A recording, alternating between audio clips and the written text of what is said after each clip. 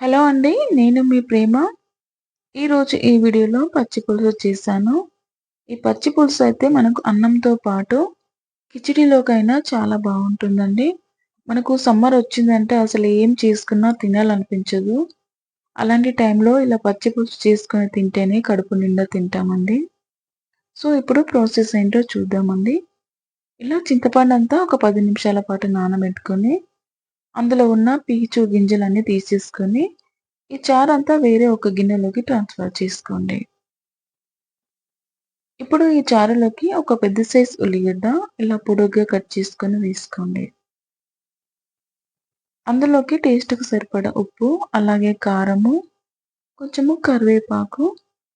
ఇప్పుడు ఇందులోకి మెయిన్‌గా కావాల్సింది జీలకర్ర, వెల్లుల్లి ఇలా కచ్చా పచ్చగా దంచి వేసుకోండి.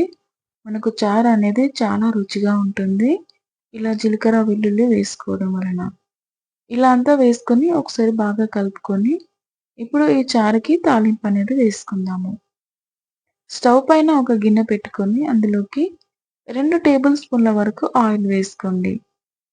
ఆయిల్ కొంచెం వేడైన తర్వాత అందులోకి పచ్చి శనగపప్పు, ఆవాలు, ధనియాలు, కొంచెం జీలకర్ర, ఒకటి ఎండుమిరపకాయ, ఒక 4, 5 ఎల్లిపాయలు నలగొట్టుకొని వేసుకోండి.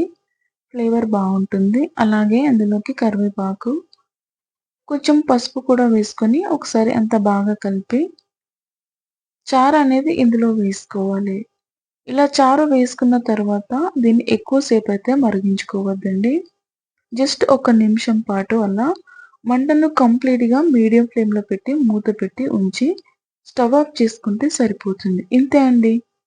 మనకు సింపుల్ అండ్ టేస్టీగా పచ్చి పులుసయితే రెడీ అయిపోయింది. ఈ ప్రాసెస్‌లో మీకు నచ్చితే మీరు ట్రై చేయండి. ఎలా వచ్చిందో నాకు కామెంట్ చేయండి.